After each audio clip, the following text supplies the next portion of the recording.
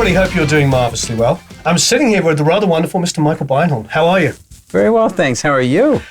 I'm actually very excited to be talking to you. Well, thank you, and vice versa. Oh, well, that is far too kind. We have a lot of amazing records that I want to touch on. Obviously, you've got some Herbie in there, Herbie Hancock, which one of the most defining records of the 80s. We did establish 83, I couldn't remember. Mechanical Animals is a personal favorite and still a reference point for me from records. Of course, there's some Soundgarden in there and two absolutely beautiful Chili Peppers records. But before we get into all of that and Celebrity Skin and a bunch of other amazing albums, you were in a band, it was called Material, with Bill Laswell. Tell us about that. How did that start up? Because you said that you got introduced to Herbie through that, Herbie Hancock through that. That's right, yeah. So give us a little backstory of the band and how... Well, this is like the late 1970s when people are... New York City is probably in the worst shape it's been in since maybe the middle of the last century or something like that. It was just an absolute hellhole. It's like a bad acid trip, right? For people who like bad acid, because it could actually turn into something really fun. You just didn't know if you're going to wake up the next day at all, because there were some places you didn't even want to go. It was so dangerous. Yeah. And here I am, this like little kid running around New York, narrowly dodging death multiple times without realizing it, because that's what happened back then. And I'd gotten a synthesizer. I couldn't really do much of anything, but I had a synth and I started to learn how to program it. Which synth? Do you remember? Yes. What was it? It was the Micro Moog. The Micro Moog. Yes. Okay. Yes. It was their first foray into kind of like, how do we create a budget synthesizer for poor people like me? Yeah, and I had to work an entire summer pushing a cart around Flushing Meadow Park selling ice cream to people to get that. Nice. I'm very proud of it's like a classic story from the suburbs, except this wasn't the suburbs. This was hard-nosed New York. Right. And through various misadventures, I started seeing these billboards, like these flyers that were posted all over the Lower East Side. And they had names of all these bands that I was into that were very obscure. I was into this weird, like, proggy type European, like... Oh, I love that stuff. Like who? Tell me. Oh, shit. I mean, are you familiar with any of the early bands that got signed to Virgin Records, like Hatfield in the North, dude, Tangerine Dream, dude, Gong? Dude. I played with Gong a little bit. Electric. You want to talk prog rock? Okay, all right, okay. I mean, Caravan. Well, Can's one of my... How about Noi? Oh, yeah. Dude, you're talking like Henry Cow. Henry Cow, smashing pianos on stage at Glastonbury. I was going to mention them, and then I was like, there's no way. No. There's no way. National Health. Do you know National Health? I do. The offshoot of Hatfield in the North. That's right. Caravan, in the land of grey and pink, where only golf girls go to think. They'll be coming home, and the horrible Grimly Grumbies will be climbing down your chimney. Yeah. Okay, I guess. I love prog. That whole period. Okay. My friend Nick and I, we used to jam with stuff. There's a weird, going on one of my famous tangents, there's a weird kind of thing that connects a lot of people together. You know Junkie XL, Tom Holkenborg? Yeah. Huge prog head. Is he? Yeah. He was a great guitar player and was in a King Crimson covers band when he was a teenager. Oh, my Lord. Doing early Crimson. Wow. What other kind is that? Well, yeah. No, I love Beat, Perfect Pair, Flavor of Perfect Pair, and Discipline. Those are amazing records too. But yeah, the final lineup, with Fripp, Wetton, Bruford, and David Cross, and then like the other two records without Cross. Yeah, that's the ultimate Crimson for me. Like, that's just, oh my God, they were so good. They were so good. So so you're in New York. Yeah. I'm sorry I took the tangent off, but we're going to get back to that. Was a good tangent. Great tangent. That was a good tangent. Love it. Your tangents are good. I love the Hatfield in the North, though. Caravan had a top 40 single in Golf Girl. That actually was a hit. Yeah. Hatfield in the North, though, didn't have a hit single to save their life. So when you mentioned that, I was like, I'm impressed. Robert Wyatt? Of course. One of my all-time favorites. His version of Shipbuilding, written by Elvis Costello, is tear-jerkingly amazing. God. Yeah, he did some good covers, huh? Yeah. Oh, yeah. Unbelievable. He's a badass. And was at one stage one of the greatest drummers in prog rock. Yes. Who, anybody know the story? Was caught cheating by his wife, tried to jump out of a hotel window and broke his back, and that's why he was in a wheelchair. He's trying to climb down the drain pipe. Oh, he's trying to climb, yeah. Yep. And the person he was cheating with, as it turns out, I think was Daevid Allen's stepdaughter. Oh, really? Yeah. Oh, wow. Daevid Allen, for those who want to Sorry know, to- was Australian lead singer of Gong. That's right. Camembert Electrique. That's right. Wow. Flying Teapot, Angel's Egg. Angel's Egg. Radio Gnome Invisible. Oh, that's right. Yep. Oh, How do you know God. this? You're American. You know all this stuff. I'm impressed. This is amazing. I can't say. Actually, I went down a rabbit hole because I used to be into like the bog standard prog stuff. Yeah. And then one day, Yes, Asia, which came later, but yes, and Emerson, Genesis. Lake and Palmer Emerson, mainly. Lake and Palmer. Yeah. But early Genesis is amazing. Early Genesis is Unbelievable. amazing. Particularly Supper's Ready. That's my favorite. But I read an article in Rolling Stone where they had an article about this guy named Brian Eno. It's like 1973, and I'm like, who is this person? Like, he just looked completely different. I had no knowledge of his history. I knew nothing about Roxy Music Here or Come anything. the Warm Jets was probably 73, 74. I went out and I bought that record. That record? I bought it cold. Yeah, it's a fantastic Now, record. imagine what that is going to do to a 13-year-old, a 14-year-old kid who has no prior experience with any of this stuff. Sitting down for the first time listening to this record, it was like taking drugs. It was as close as an excursion into psychedelia as anyone is likely to get, especially... And also pop. Also songs that you could sing. It was... He had it all. Yeah, he did. And it was, and that was pure conceptual art rock. Yeah. It was insane. That record was rock, nuts. yeah. I remember hearing Babies on Fire with that insane song. Like the song is practically all the guitar solo. Yeah. That's one of the greatest guitar solos ever in history. Yeah. And I was just sitting there listening. Again, no reference point for any of this. I didn't know which end was up. It just destroyed my life within 45 minutes. So wonderful to hear, because we're sitting in England as kids listening to the New York bands.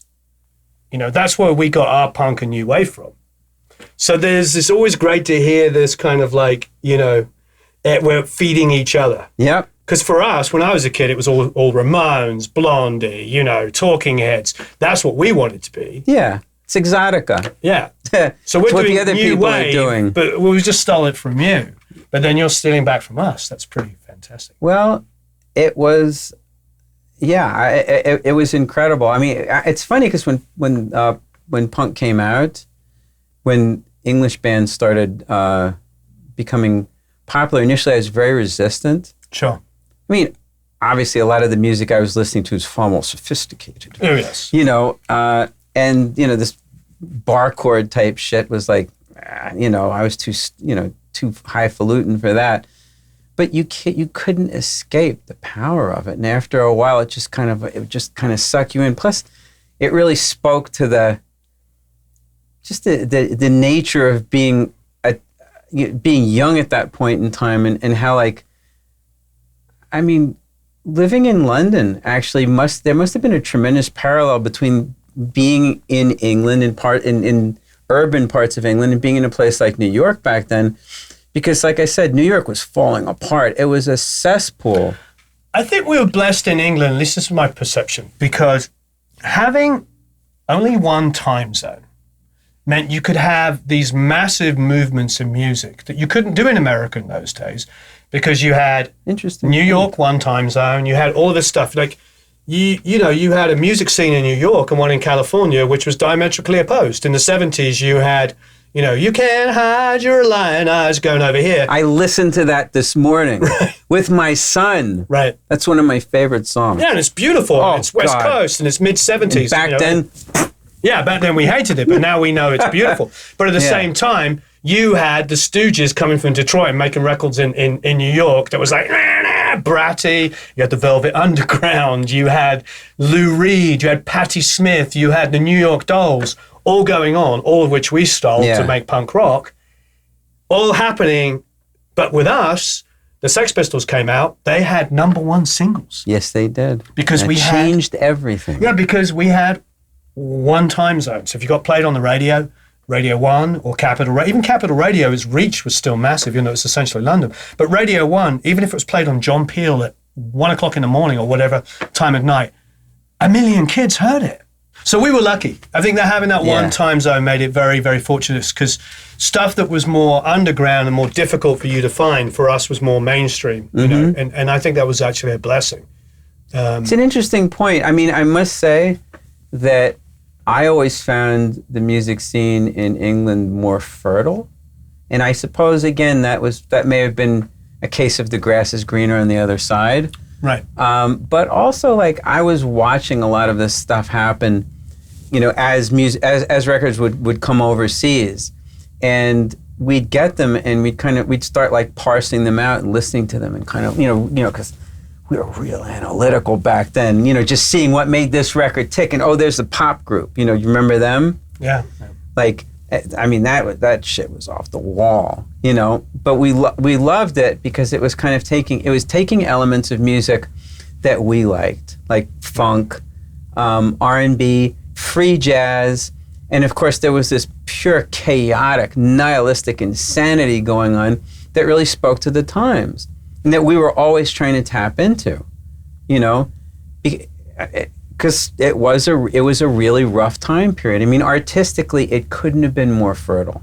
Yeah. It was incredible. Did you feel the same way about England back then? It was amazing. I mean, for us, in that time, it was like Bauhaus. Obviously, going back, you know, what we were talking about with Bowie, Scary Monsters, 79, 80. Yeah. I mean, my theory on music is like, look, don't get me wrong, the Beatles, the Stones, Zeppelin, Pink Floyd, wow, The Wall, when that came out in 80. These are like huge things that shaped the music we're talking about. But for me, my favorite period of music is like mid-late 70s to like mid-80s. To me, it covers... It's not a bad period, man. Like 3 or 4 amazing Peter Gabriel solo records. Even like the poppest, Kate Bush, Hounds of Love, 85. What a masterpiece of songwriting and production and everything. It's and she did it on her own. She's unbelievable. She's a genius. She doesn't get enough accolades. Oh God, she's unbelievable. Yeah. And then you got Bowie, the Scary Monsters. Like, look, even like I had this discussion. I was like, you know, there's nothing sexy about the year 1980 in theory. It's not punk rock. It's not 86. It's not 76. You know what I mean? But it's awesome. It's amazing. We looked at it the other day, and we're like, with the Queen, the Game came out in 80. It had Save Me, Play the Game, kind of more standard Queen songs. It also had Another One Bites the Dust, like them doing disco, and then Crazy Little Thing Called Love, them doing 50s. What albums come out now where you have 4 diverse top 10 singles? Where they pull it off effortlessly? Yeah. Where they're doing shit where people are actually listening to the records at that moment going like, how'd they do that? Yeah. That's ridiculous. Yeah. He didn't just say that. He didn't just do that. That's amazing. Scary Monsters, it's got like fashion. Scary Monsters is Ashes ridiculous. to Ashes. But you had like Susie and the Banshees. You know, you had like, you basically had... Hong Kong Garden. Oh, for God's sake. What, you know, guitar, bass, and drums, and a vocal. It's amazing. That record's great. I mean, like... We watched on YouTube. We watched YouTube the other day, and we saw Susie live doing Hong Kong Garden, maybe 19 years old, guitar, bass, and drums, just in a crowd like this, and it was like some whatever music show in 80 or whatever it was, and you're just going, you're floored. Yeah. Absolutely floored. Yeah. But incredible.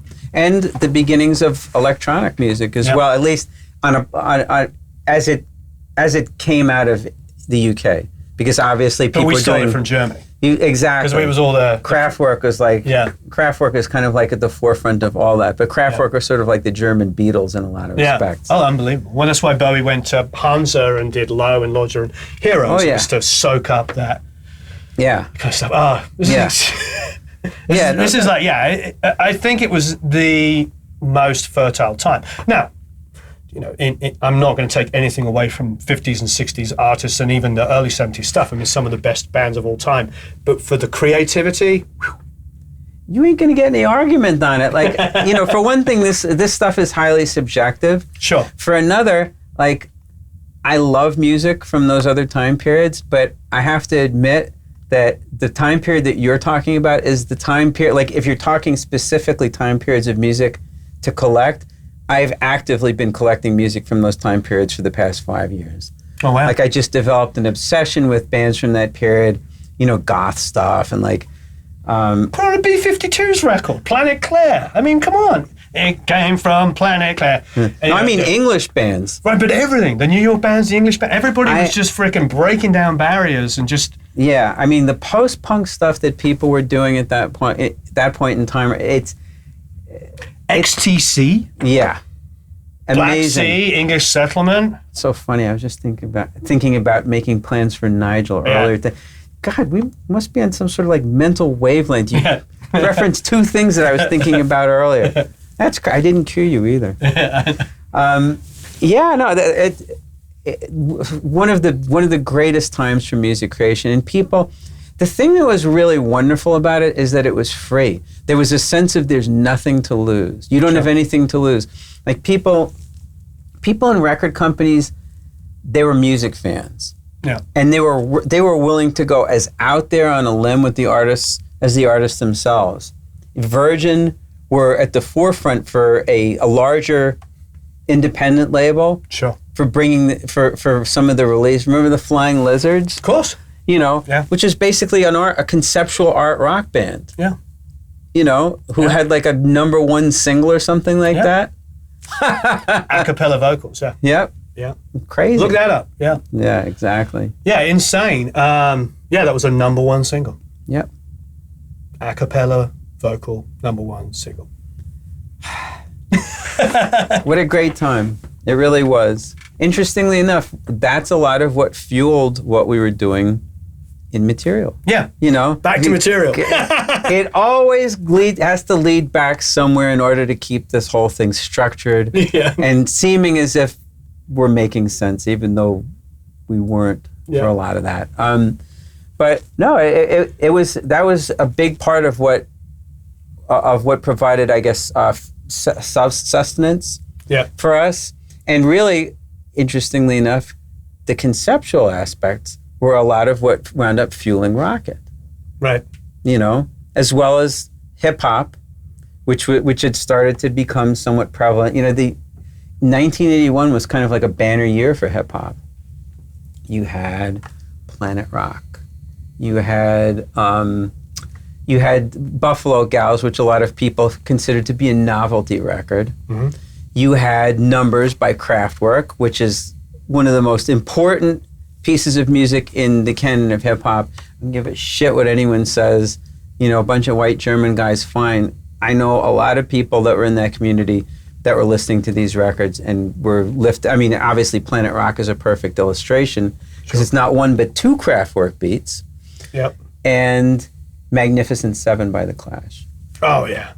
Which was a record that was being played on R&B radio stations all over Manhattan during the summer, and no one could quite explain what it was doing there or why.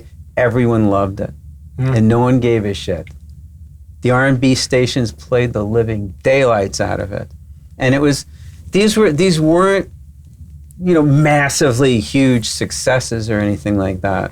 Right. But they were kind of and The Message by Grandmaster Flash. I forgot about that. They cannot forget that. Yeah. These were really important records, you know, that really kind of shifted the tide of where music was going. And it was amazing to be around that, to be influenced by it, and to see how you could become part of that, to get swept up in that slipstream and to become part of that tide. So, what was you're the synth guy? Yeah. What was Bill's part in it when you were? Bill is one of the best bass players I've ever heard, and it was definitely working with someone who was that talented a bass player was truly, truly a pleasure. So, what else was the dynamic? You got synth, you got bass. Was it vocal orientated? Give me a little bit. We more. Actually started out as a four-piece. It was drums, guitar, bass, and synth. Unfortunately, I handled the vocals, and and somehow we managed to land a couple of recording deals as a result of that. We played around New York. We developed a reputation based on that. Of course, as I'm sure you can imagine, had nothing to do with the singing. I'd have to go back and listen. I'll reserve judgment. You don't need to.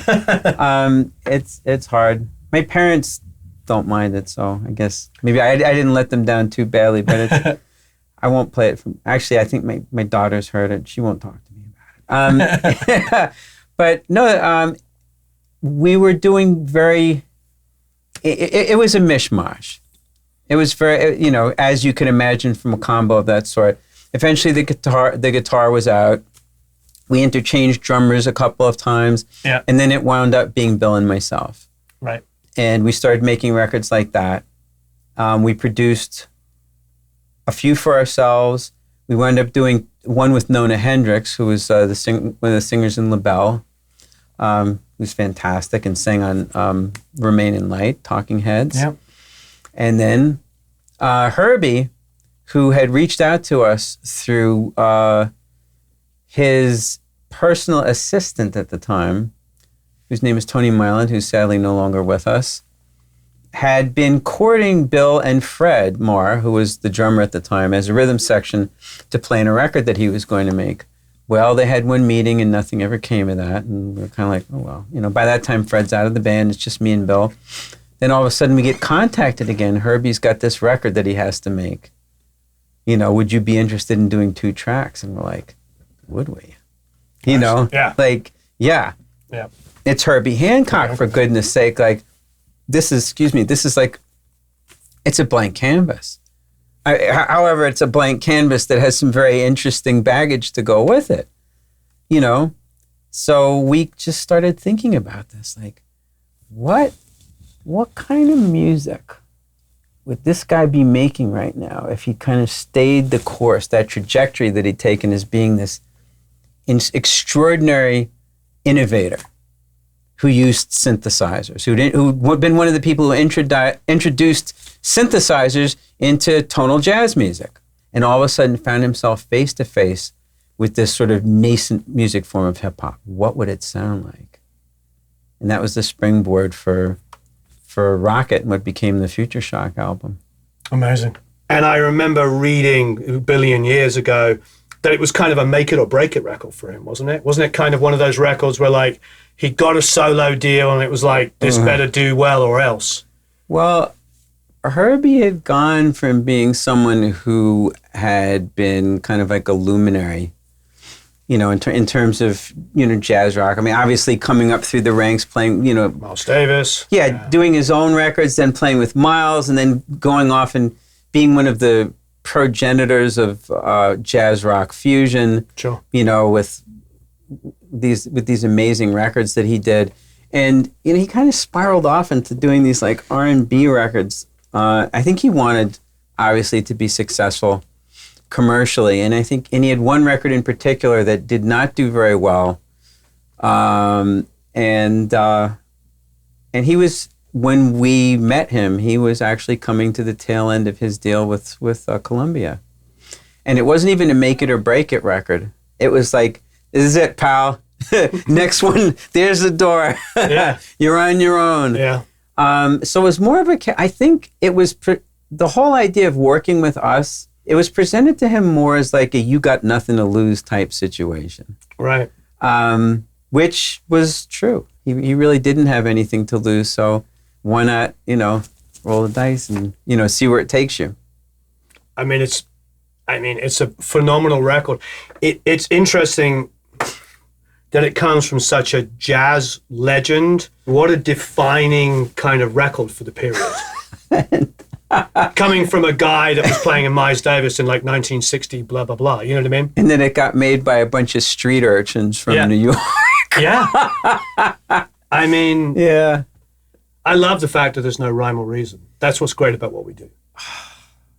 Yes. If only people could remember that more often. Sure. We might be better off.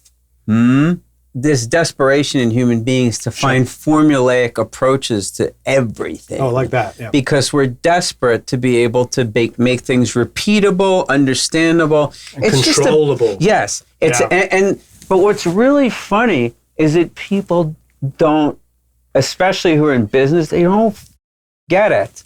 that music, arts don't work like this. Yeah. You can think they do, which is why, of course, now we have a music industry that thrives around volume instead of quality.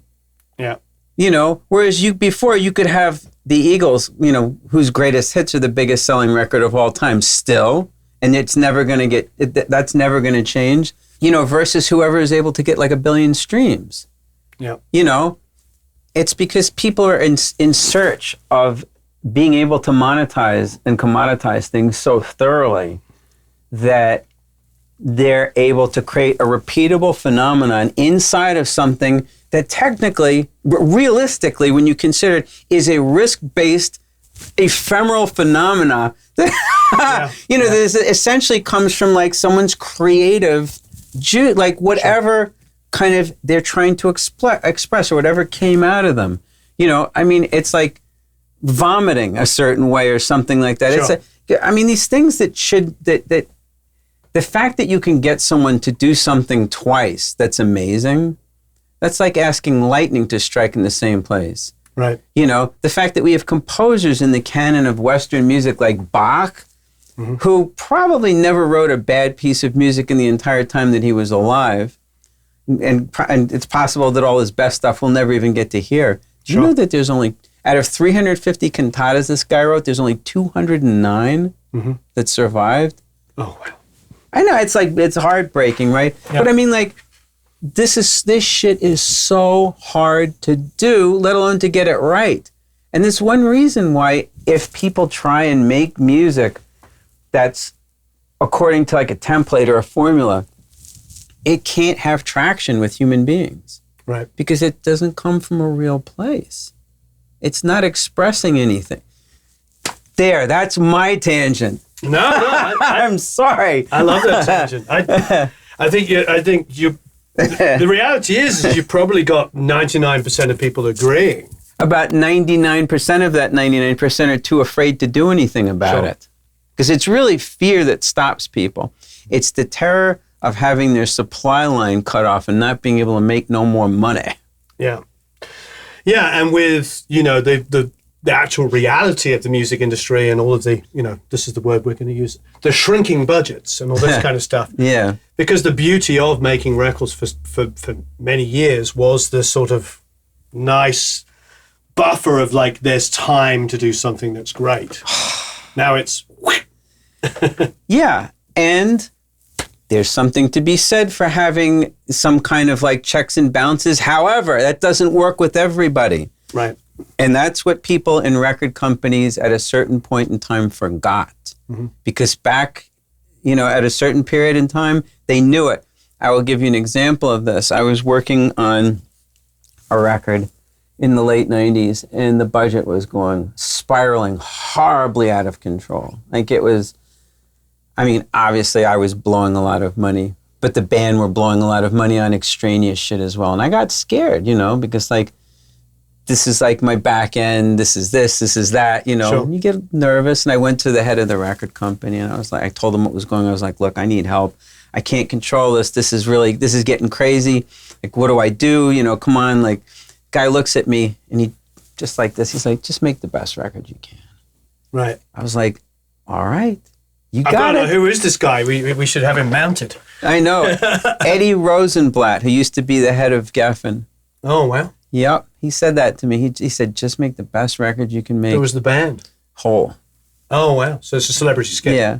And I was like, I will make it my personal mission in life to see that your request is fulfilled. Thank you for your time. Yeah. That's amazing. It was awesome. No, but he understood.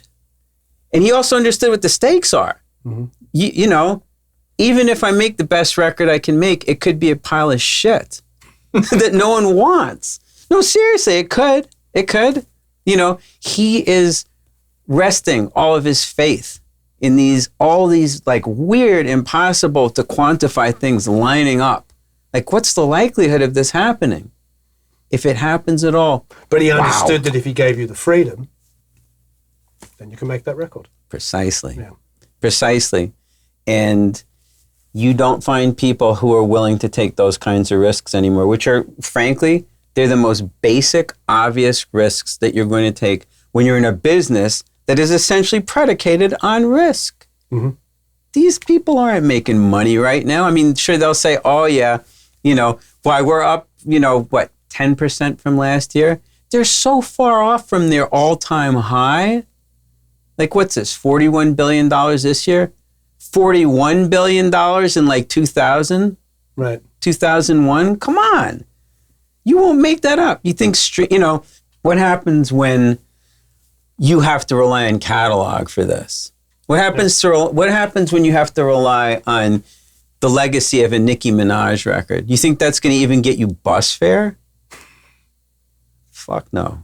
It ain't going to work like that. And they know it. That's why volume is the only business that they can afford to be in. Because you don't have any artists that are selling like 5, 10, 20 million records unless Adele decides to get off her butt and like go back in the studio again. Right. That's it. That's all you got. That's creepy. Yeah. I remember having a conversation with a label guy, I don't know, maybe 4 or 5 years ago, and he said to me, it's Adele and Taylor Swift's world, and we just live in it. And I think it actually became Adele, Taylor Swift, and Drake's world. Well, they were like the only 3 artists of that year that had platinum, multi-platinum. Yeah, and you can't say that about Drake anymore. Right. And Adele, who knows? Who knows what's going to happen next? But like, this is, so maybe you can pinpoint 2, maybe 3 artists that are driving the whole business. The rest is being driven by a business model that hasn't been proven that can work. And it is essentially, it's kind of underscoring like consumption. That one of the essential elements of our society that's actually destroying it from the inside out. We've unleashed it into the arts, into the music industry, and we expect that people are going to, do okay with that.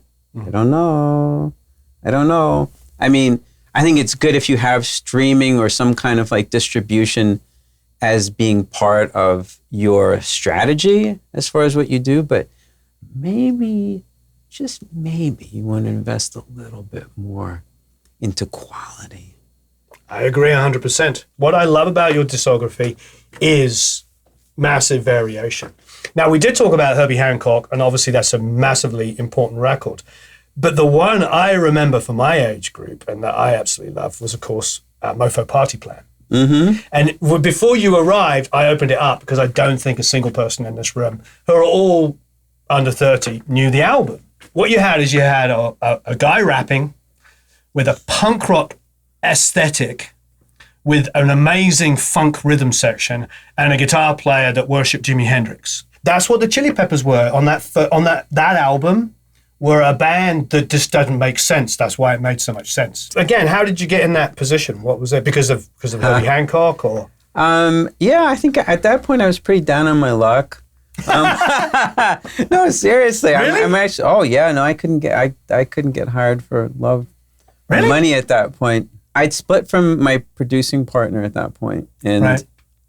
I discovered in very short order that people identified Herbie's record with him and not me. In fact, it was as if I was sort of some unknown kind of waif who'd been swept in off the street, kind of, begging for spare change, let alone a gig producing someone's record. So people would be like, "Get out of here, kid! You bother me." It would be that kind of thing. So yeah, I mean, it was a really rough time, but I kept meeting A&R people, and there was this one guy at EMI Records who said, "I may have an artist for you. We can't figure out what to do with them." And, it turned out it was deeper than that. Like, I think there were people at the record company who actively despised them. Really? Because they were so different. Yeah. They really kind of went against every kind of convention, as you were stating before. It's exactly what kids love. Well, yeah, you would think, and I think that also shows you the limited kind of wisdom of people in record companies on occasion, that they kind of look for conformism and what like large audiences are going to be into, and they kind of miss the pearls, things that could actually be with a certain amount of development or effort put into them, sprouted into something amazing. And that's what the Chili Peppers were. I remember getting their demos, going like, wow, this is pretty bad, you know, but like there was something in there that I couldn't put my finger on. Like, as you said before, it was like a musical hodgepodge. It was just all over the place. And it really came through. It was such a hodgepodge that it wasn't really, it was very unrewarding to listen to. And, you know, like I said, I didn't like it, but I began to realize that what was coming through to me really subtly was the character, like of the band, like the people themselves. You know what I mean? When you feel like you're making contact with this intelligence that's beyond the styles that they're playing or what it is. There was this weird, this fierce energy, which is, you know, really touches on all the music that these guys loved so much. It just hadn't really been combined in a way where it made sense. And I feel that's where the record came from. It was trying to kind of introduce the band as a group of personalities with this like really unique consciousness and this really unique character, you know, that come from this really off the wall, but you know, I mean, because Los Angeles was like a cartoon back then. Yeah. You know, and these, who could exemplify it more than a bunch of walking, talking, tattooed cartoons, which is what the Chili Peppers, that's how they presented themselves. I mean, seriously. And they made no bones about it either. Like they were the craziest, funniest, like most entertaining, sometimes irritating, but like, you know, you just lovable nonetheless people. And yeah, they really do exemplify Los Angeles. Yeah, that's what it felt like as a kid. Everything from picking up the record for the first time and looking at that insane cover of just like what is going on. Yeah, to the music. It was just LA, and it also exemplified like all the worst aspects of Los Angeles too, like the dirt, the sordidness, like the nastiness, the drug problems, and heroin was rampant at that point, as I discovered when I started working with them.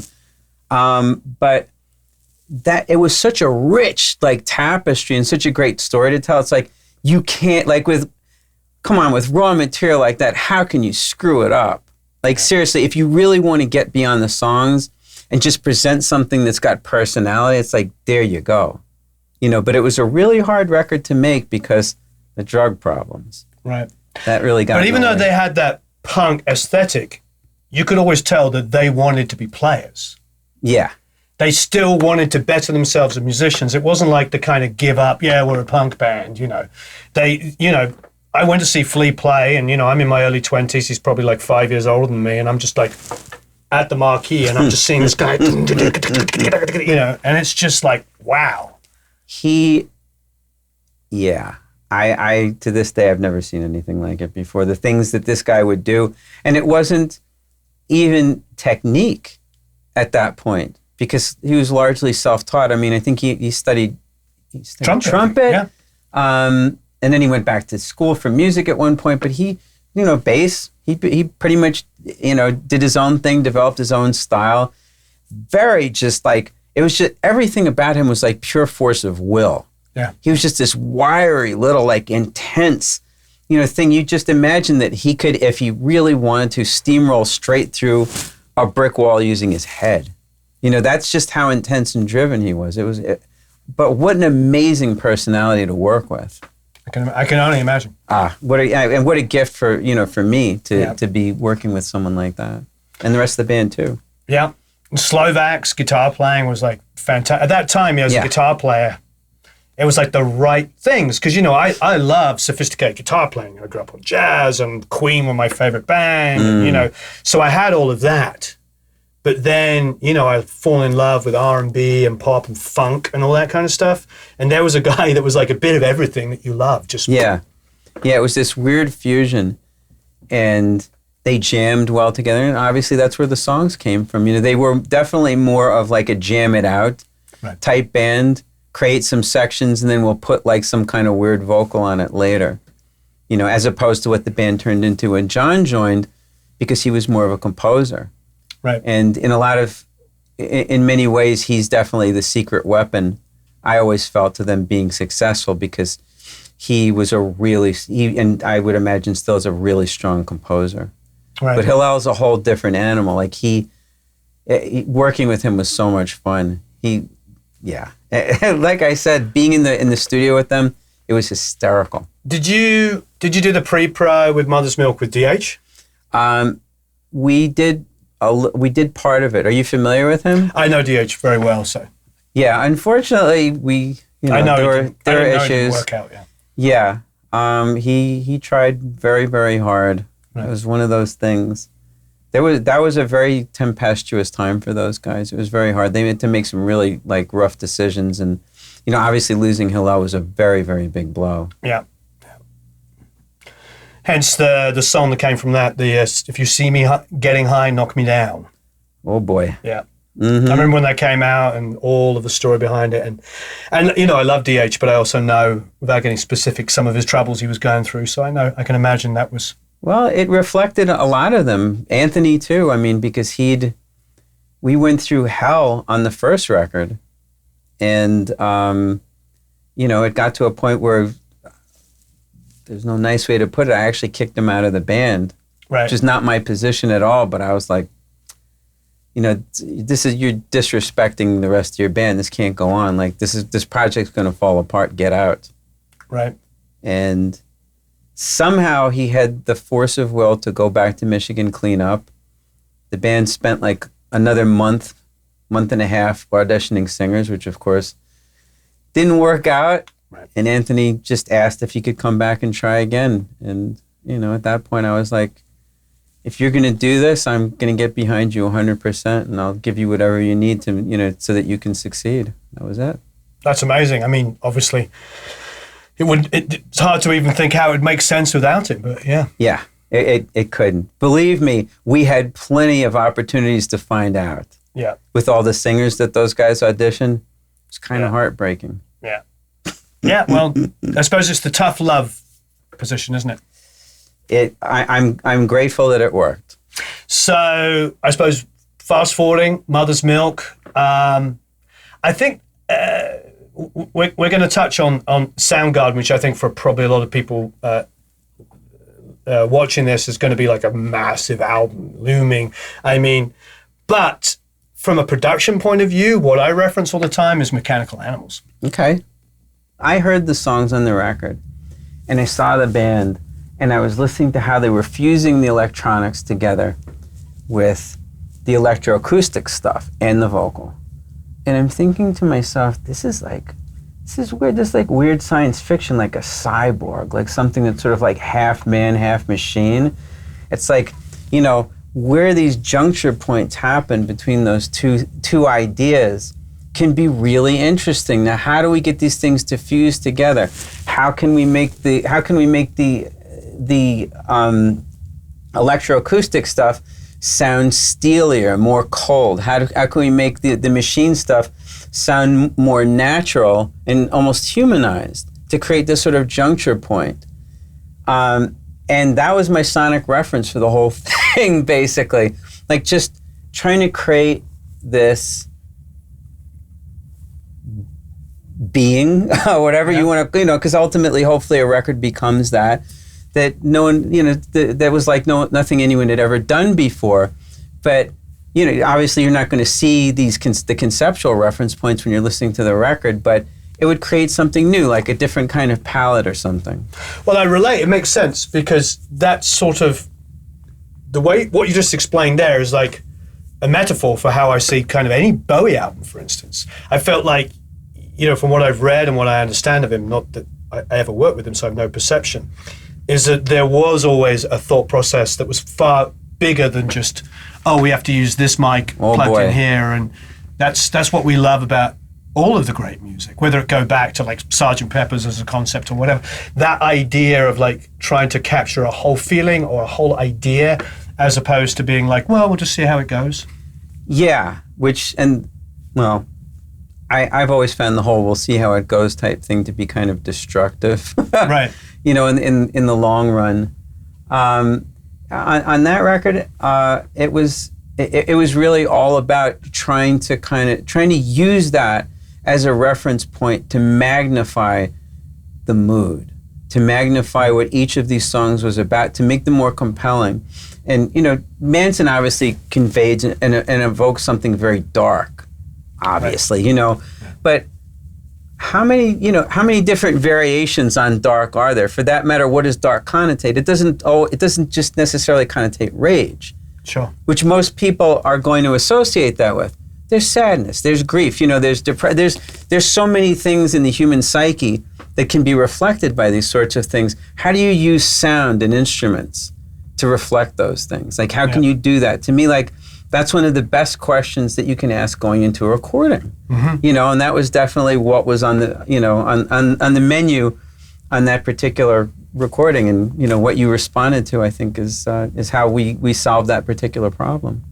Yeah, absolutely, because I'm glad you explained it that way, because it's not like I listened to it and went, oh, that reminds me of this song or that production. It just felt like it came from that same place. Yeah, no, it wasn't meant to. I mean, to me, like, going back to what you were saying about avoiding genre, I think the biggest mistake I ever made was envisioning myself as a guy who does rock records, per se. Mm-hmm. That single act of identifying myself really kind of hamstrung a lot of what I was capable of doing, because through most of the time that I've worked, I really, at a certain point, I even said I hate rock music. It's not because I actually do hate rock music. It's because I took issue with some of the cliches that are laden in it, and how people kind of rest on those as expressions of idiom to kind of define it or something like that. Like, to me, a record like Super Unknown, if we'd rested on, heavily compressed, dirty guitar sounds, it wouldn't have the same effect. It wouldn't have had the same kind of effect at all. There was a tonal coloration that needed to be got for that record, in order to make it compelling in a certain way. So how do you go about doing that? So you fish. Yeah.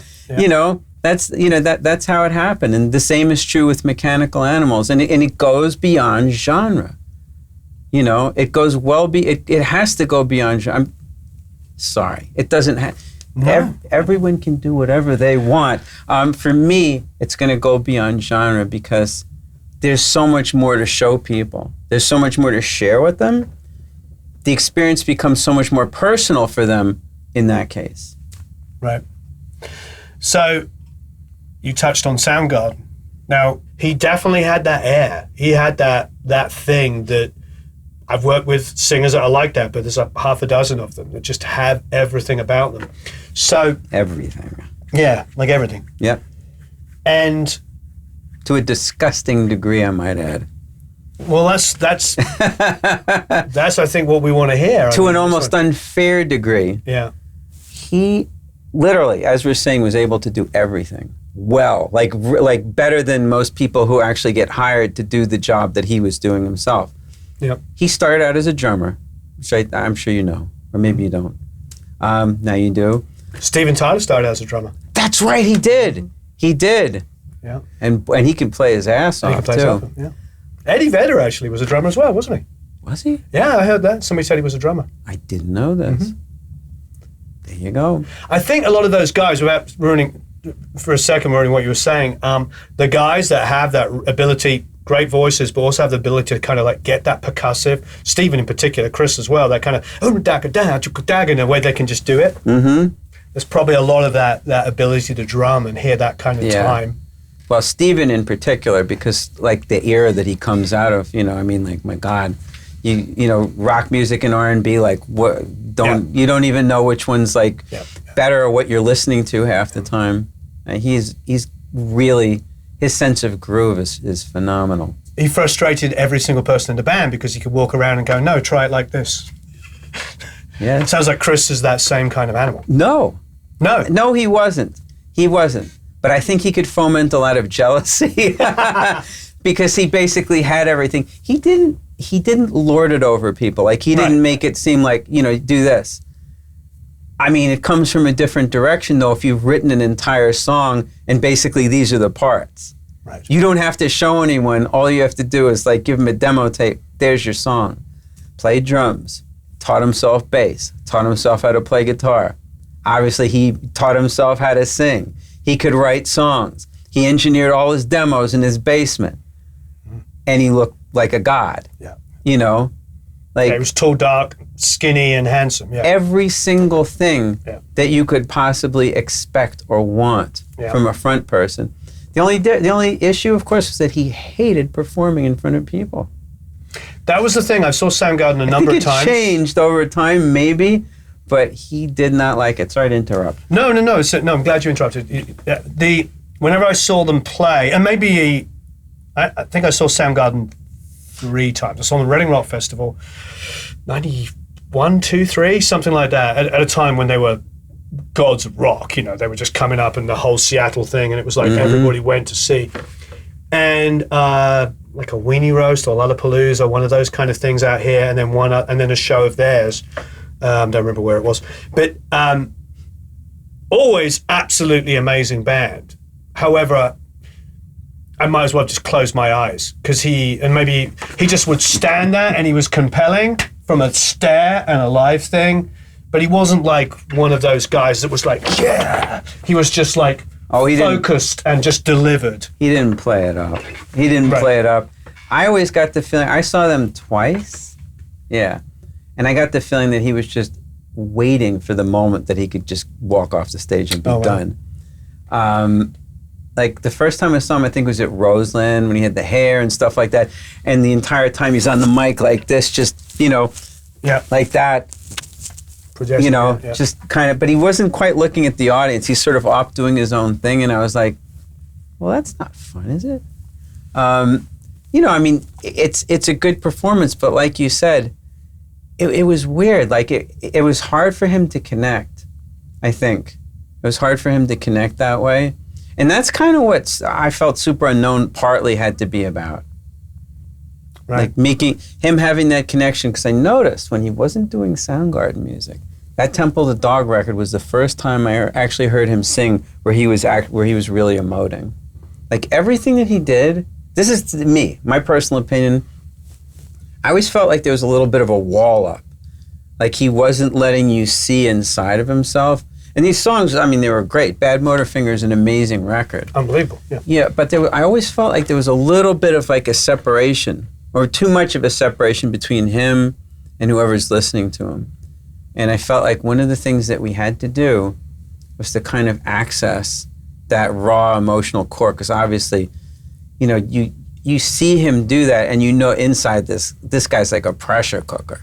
I mean, if you tap that, it's gonna you won't be able to find cover anywhere. For me, as a fan of music, like everybody watching, obviously, I'm not unusual in this, I thought we had like a little mini John Lennon there. I felt like we had the Robert Plant vocalist, so that was so exciting that we had this singer that was just like hair, like my hairs are actually standing on end.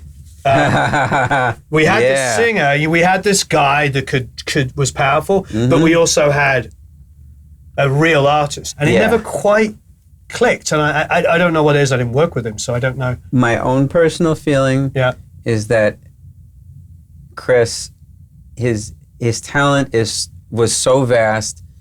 I think he just needed oversight. He always needed oversight. He didn't like it. He didn't appreciate it. But I think he recognized how badly he needed it. And I think it's really as simple as that. To actually have someone to be there in the background or the foreground and just say, this is what needs to happen. And really kind of identify, where the terrain is shaky, where it's solid, where to go, where to kind of explore and go deeper.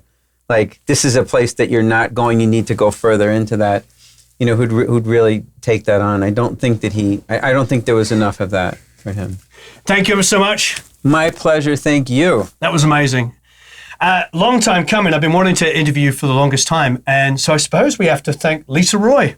Give her a shout out. We do. Yeah. Thank you, Lisa. Much appreciated. Leave a bunch of comments and questions below. Have a marvelous time recording, mixing, and all other fun things.